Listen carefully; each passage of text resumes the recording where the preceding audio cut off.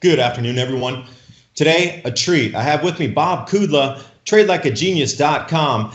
This is our third year to get together to discuss crop losses and things, grand solar minimum, markets, grains. This is an update that most people have been waiting for, and I'm so happy it's the end of the year now so we can get the wrap up. We've had the early season blizzards, the propane shortages in the Midwest, civil unrest in 21 different countries across the planet.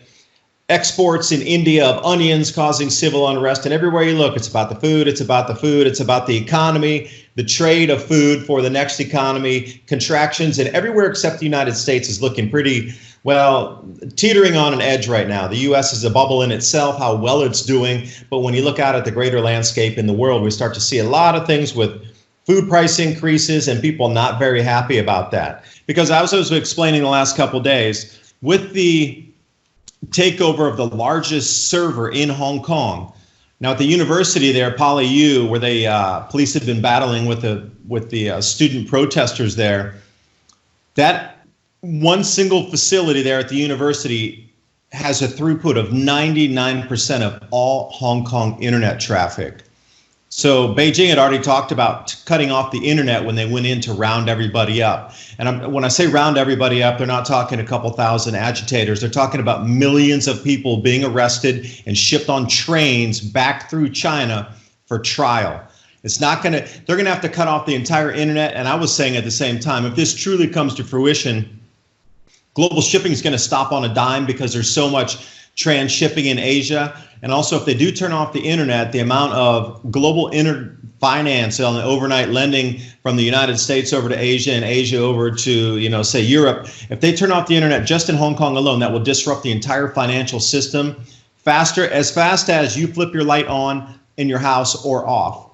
And when we talk about these disruptions, it would be the perfect excuse for rising food prices, at least in iteration 1.0, because everybody's going to go shopping this Christmas and holiday season, and they're going to get a rude awakening. I talked to Celeste yesterday, and she was saying that she bought a 2-pound roast, and it was something like $80 for a roast, and that is insane pricing. Now, when people go get their hams and they start to pick up these cuts of meat that they would only get once a year for this special thing around the dinner table for family and the holidays, they are going to be so shocked at how much it costs.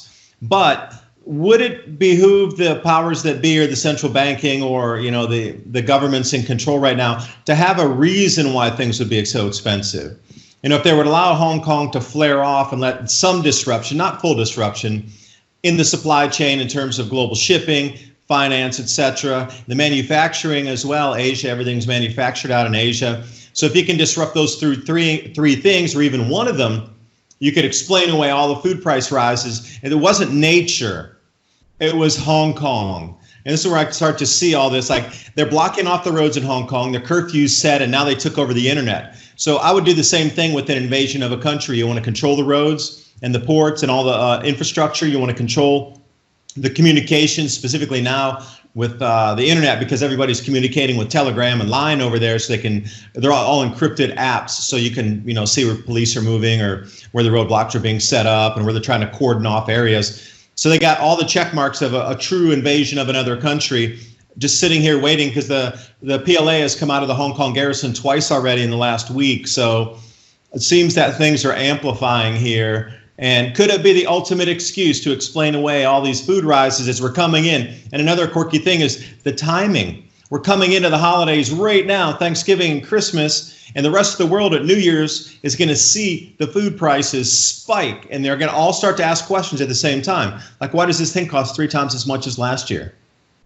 Would it be a convenient excuse to explain away this year's price rises? And then what would they use for another excuse next year? Yemen, Gulf of Aden blocked, I don't know, but it's got to be a big excuse every single year now, in my opinion, to explain away all the food price rises at the end of the year when everybody comes in holiday season. Now, I don't know if that's too far-fetched to think like that, but that's where my mind is going, because there's going to have to be some explaining away of everything really in short order here, and especially next year.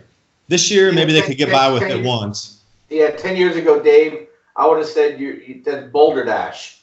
But now I believe everything, because, just look what's happening with the impeachment hearings. These people are just making it up as they go along. So they're perfectly willing to tell, in our case, the American people, whatever they think they need to tell them to keep them mollified. And same with the food. My wife just, I got her a Slim Jim, and she we're talking, and she was reading the ingredients to me. She goes, "When did they start putting sugar in a Slim Jim?" And I'm like, "What?" And it's the number 2 ingredient. Oh, and geez. so when you just said that, just kind of blew me away. And we see it in the food prices here. The shrinkage and all stuff, but that's kind of all old news. What we're seeing now in America is the whole substitution conversation.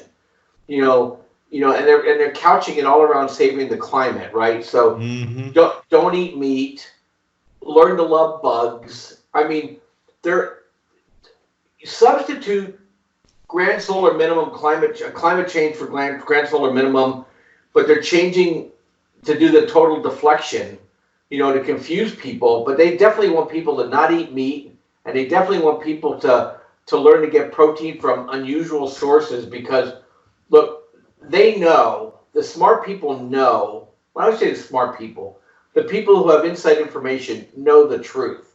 They're simply lying as long as possible so that they can prepare as much as possible.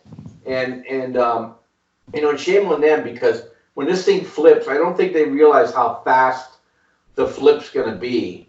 And and I always tell people, look, you need to have 6 months to a year put away with the food, so that you cannot be panicked when this happens. And it doesn't take much space, and it doesn't take much thinking, and you don't have to be some wacko prepper to do this. You could definitely prepare and eat well and not be the one. Especially what you have to really worry about is the first 4 to 6 weeks when this happens, because what they're going to do is the urban areas are going to be the area that's going to suffer the most, because the supply chains are going to be totally disrupted. If China goes offline because of Hong Kong, and you just saw what passed in the U.S. Senate today, unanimously, a sister bill to the House thing on Hong Kong. If that thing gets to the president's desk, and he has 2 choices. Well, he has 3 choices. He can sign it, he can ignore it, or he can veto it. Well, it's veto proof, number 1, so he'd be stupid to do it politically, because he's not a big China fan. He could sign it. He probably won't sign it because they think he may try to use it as leverage, or he can ignore it. In 60 days, it becomes law.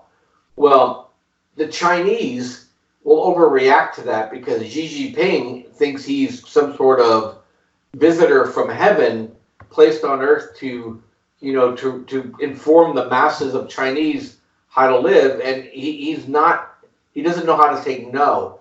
But if Hong Kong goes offline, we'll take China offline. China goes offline, the supply chains beyond just the food are going to go berserk. And not just us. Germany is absolutely dependent. After the US, Germany is dependent on England and China for its survival. And so this will become worldwide in a minute. And we're not even talking our favorite subject, climate. And that's happening in parallel, Dave. The climate thing is just on its way. And the other thing I read, so we can just keep shifting topics, which is amazing, is that when CO2 levels start dropping to certain levels, you and I were talking electromagnetism before we got on the show, but the CO2 levels start dropping, certain plants just simply die. Stop growing. You don't want that, because think about this, CO2 levels, they keep telling us reduce the CO2, take it out of the atmosphere, reduce CO2. Extinction level event, does anybody, I'm going to put a question out here. Extinction level event, how many parts per million takes us to an extinction level? All life on this planet dies at 180 parts per million. At 280 parts per million, all plant life ceases to grow. We're barely at 400 and they want to reduce it down. I'm like, no way. We need to get as far away from that extinction level event marker where we're so close to. CO2 is some of the lowest it's been in millions of years on this planet, to the point where plant growth was affected. You can see they called about the greening of the earth because more CO2 in the atmosphere literally is visible through satellite changes over the last 30 years. So the more CO2, the better if it's plant food. And I'm not a fan of extinction level events. So the further we get away from the baseline of everything stops growing, the better for me. The way they politicize this, they've all wrapped it into the communism, the socialism. And if you don't agree, you're somehow a fascist because you don't agree with the new green initiatives. And I was just doing an article about Australia where they are actually planning in Victoria for power cuts this year because they destroyed so many coal-burning power plants and substituted with solar panel and wind, where they don't have a stable enough power supply for the businesses and factories to run. So businesses are thinking about leaving Victoria, going to other states where they might be able to get a constant power supply. And they're already trying to reroute power and think about how they can reroute power from other states. But if the others are drawing because it's extreme cold, extreme heat, heat going into the summer here, they just simply won't have the power. And then what? It's a travesty. They're sitting on billions of tons of coal, and they're going to sit there and not have enough power because you're communist, you don't agree with the Green Deal. I don't get it. We're in clown land here. Yeah. Well, Chile, that's where all the riots came from. They went everything green. They didn't have enough power. They raised the price of power. And next thing you know, they had a riot on their hand, 1 million people in the street. Just this weekend, Iran raised the price of petrol. Oh, they burned down the central bank. In California, the PG&E, because they're so spiteful of being blamed for the fires because they spent no money in maintenance and basically were paying dividends and supporting the executive class, shut down millions of people, as in spite. And, so California is becoming a third world country. All this stuff, they think people are just going to accept these things. And I always tell my family, they say, why aren't people in buy? I said, people care when they need to care. It doesn't matter to people till it matters to people. And then when it matters to people, they go all in. And politicians don't seem to understand that. They think they can control the narrative, but they don't realize how close to the edge everybody is, Dave. In Chile, all it took was, 10 or 15% increase in transport prices? Instead 4 cents. Keep that in mind. 4 cents on the subway was part of the catalyst for that revolt down there. 4-cent increase. Right. And same with Persia. I don't call it Iran, it's Persia. As soon as they get rid of the mullahs, we're going back to Persia. Yeah, bring it on. And they're the same way. And, it didn't take much. They think that the elites think people are as wealthy as they are. Oh, you know what? It's only another $1 a pound for organic, grown in the attic chickens. Well, guess what? That means those people aren't eating chicken. They're eating vegetable soup because they can't afford that chicken. And that's what's happening around the world. We're the last to see it, and this is where all the propaganda gets produced out of it. But we're getting close to that point now, too, where it gets to the point, like in California, you don't make eggs in California anymore. We get them shipped in from Arizona and Nevada. Well, guess what? What if they shut the supply chain down? Well, people aren't eating eggs, And those are the kind of things that it doesn't dawn on people. The left like to export out their pollution so they can live a virtuous life. Look, I don't want any of that dirty smelling. I want Teslas in my neighborhood. Yeah, you can produce the coal in Arizona. You bring it in, okay? You can have the solar power over there, but you bring it in here until, guess what? The power lines go down between Arizona and San Diego, and you get a 9-hour blackout like we had here one time. Because one power line went down. One power line, because they shut the nuke plant down in San Onofre. No backup. And you can't route it.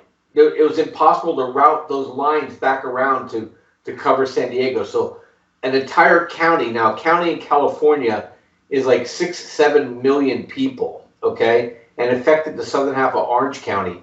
Well, that's what's happening in Northern California right now, is that because the planning, that's how fragile these infrastructure systems are. That's what people don't understand about this whole thing of volatility. Things are looking good, so people, they just hide their head in the sand. They don't plan, they don't think. And that's, one of the clarion calls, I think, reason why you do what you do and I do what I do. I'm just yelling to people, look, the stock market's overvalued, okay? Commodities are undervalued. Shift your thinking. shift your thinking. The governments out there, they want you to buy Tesla. They want you to buy Facebook. They want you to buy Google. Those, number one, those people support what they're doing. And number two, if you raise the price of commodities, it forces the government to not be prolific spenders. So they're always trying to push down those things, but those are the things that are going to be valuable over time. If you have a garage full of copper and a garage full of silver or a garage full of lead in 2 years versus a garage full of Yahoo or Microsoft stock certificates, okay, who do you think is going to be wealthier when this whole thing rolls over? So people who have things that you can touch and feel, but people, they can't grasp it because they can't see it. I'd like to have a garage full of food. I think that would surpass everything. But you know what, Bob? You're going to have to make some sacrifices for this new world we're entering. It's a climate emergency, and you're just going to have to deal with the fact that you're going to have to sacrifice. And if you don't sacrifice, you are a fascist because you're not agreeing with the new policies that we're putting in. Everybody's got to sacrifice something. And this is the agenda that they're pushing forward, which I don't agree with. Like, why do we have to lower our lifestyles and reduce our lifestyles when China can go unchecked polluting into the air? India goes unchecked. An enormous amount of the world goes unchecked in their, march forward with mechanization and in the industrialization of their countries. Why is it, if it's such a climate emergency, we should have stopped all shipping traffic last year, 2 years ago? There should not have been a single vessel transit in the ocean bringing junk from one country to another at all. There should be no private planes. That's the first thing we need to phase out on a climate emergency, is all private air travel ceases. I don't care if you're rich, ultra rich. You need to travel coach class with the rest of us and share an airplane with 350 people. I mean, it's a climate emergency, right? And see, this is the whole thing they're trying to get us into, this dichotomy of you need to make the sacrifice, but we won't. We can still fly private. And again, this whole thing about the supply chain, the riots are happening in India because of the onion pricing. So India has stopped all onion exports to try to stave off the political unrest in India right now. But Bangladesh imports 60% of all their internal consumption onions from India. So the same thing's happening there. Now, Bangladesh has flipped on a dime to the point where they have military in the warehouses checking everybody's onion stock that they don't overcharge, and they're guarding the warehouses where their onions are, because there's only 40% of it. There's 100% need, but there's only 40% to supply the entire need of the country for one of the most basic cooking ingredients for the diets in Bangladesh. And United Arab Emirates is another, UAE is another big India onion importer. I'll say that fast 3 times. But you can see the knock on the supply chain there, just how quickly things can come apart. And again, prices are going to start falling apart, stock market's falling apart. We're going to have to pay for this somehow. And I have been since the very beginning of this saying we're going to use smart contracts for grain deliveries, because if you don't agree with your currency because it's failing or faltering, and I don't agree, and we're going to have to find a different mechanism. I would love to get your garage full of silver. I would love to trade you for your garage full of food. But in reality, it's going to be difficult to move these heavy items across state lines or country lines without some interference. But, crypto, I've been saying this. The tech is getting really good now to fill in those fields for execution clauses to make the next thing happen in the line of either delivery or the shipping documents. Rotterdam is really on that, using everything involved in the shipping mechanisms now is all on the blockchain. So you don't even need to send the paper envelopes anymore across the sea, because it's in the blockchain, it's unalterable, so they don't even need the paper packs anymore. They're trying to reduce the amount of waste down there. Smart contracts for grain deliveries in the future. This is what I see, and I've seen that since the beginning. And here we are. You see crypto starting, everybody's talking about it. Who was that just started a new crypto fund just for Bitcoin for the top 1% earners on the planet? I don't think it was Novogratz. That was out yesterday's news. So what is it now that they're tailor-making a new investment class just for the ultra elite wealthy here on the planet? How much Bitcoin do you think they could scarf up if they tried to start buying every single last Satoshi out there worth of value? I mean, there's some big movements on the horizon here. And, you're better to talk about this. I'm trying to pick your brain now. Like, is it going to be the stock market goes down and then people start to switch over to crypto because they see the value holding in that or increasing, or the commodities prices are going to spike, so people are going to try to grab something to protect themselves that's rising with it? Or are they going to see, like I do, we're going to need another means or ways of exchange for value across continental rifts here? I don't know what the catalyst will be for that next run up because of something that's happening in the traditional markets that's going to flare off and then cause runs in the crypto and then the usage of these smart contracts. Yeah. So what I tell people is that, gold and silver are vaccination against prolific spending from sovereign nations. Cryptocurrencies are the vaccination from the obliteration of a sovereign nation, and also for people to quickly and easily transfer wealth out of the country immediately, and they can walk across the border declaring nothing. And whenever you see agitation in a part of the world, like Turkey was one of the latest examples, Argentina got to a point where they were not letting people actually exchange pesos for Bitcoin. They quickly grasped that concept after they wouldn't let them take the dollar. People just went to the internet thing and just dumped their pesos and bought Bitcoin. And once you own Bitcoin, government can't seize it because there's nothing to seize. You literally have to be able to take it out of the people's brain, and I think that's when you're going to see Bitcoin really rocket when I would call a tier 2 nation goes offline. That's somewhere in Europe, like if Italy goes under. Italy and Spain are wobbly, right? Turkey's wobbly, and right now I think what's holding it back is, China. The people in China and Hong Kong are selling they're selling their Bitcoin because they're trying to raise capital because they're going bankrupt in those countries. But in 2021, as you know, the halving is happening, and basically inflation is going to seriously stop with Bitcoin. And I think then you're going to see demand without the commensurate supply. And then we're going to get the true test of the value of Bitcoin against the local currencies. People in the United States saying, oh, but the Bitcoin's not moving. I'm like, well, because you're in the US. Start comparing Bitcoin to the renminbi, Bitcoin to the Argentine peso, Bitcoin to the Turkish lira, Bitcoin to the Indian, not even sure what their currency is. Rupee. And the Rumbi, yeah.